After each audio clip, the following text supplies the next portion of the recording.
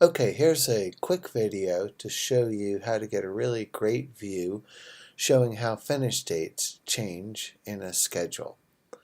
So I have a project set selected with 4 snapshots in it, and I'm going to add the report, which is the schedule compare graph. And we're looking at the settings right now, and we have everything selected: milestones, summaries, effort, tasks. When I run it, it'll take a little bit. It's kind of a mess because it's showing every single task in the project. And if I trim it down to just milestones, well, there's still a lot of milestones in this project. So as you can see, here's everything. When I trim it down to milestones, it still looks pretty much like this because there's a lot of milestones. So I'm going to show you how to use pre-filters.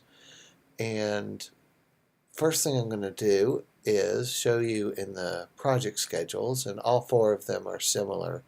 I have a custom column here. It's flag 1, and I called it key milestone.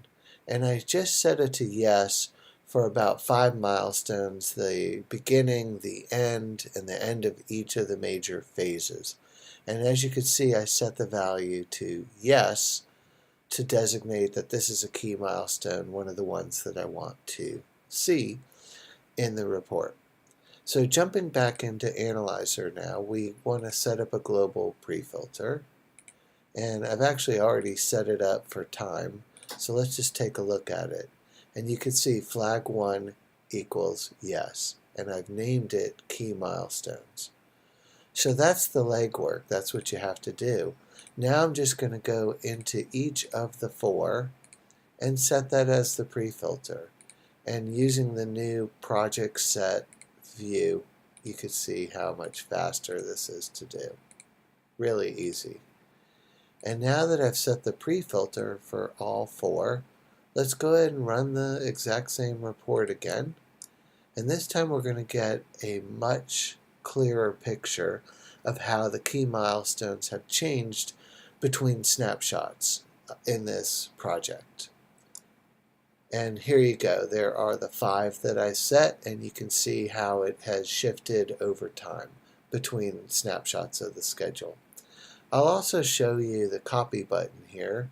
I don't know if you've ever used this, but you just click copy, and I'm going to hop into PowerPoint, but it could just as easily be Word or Excel.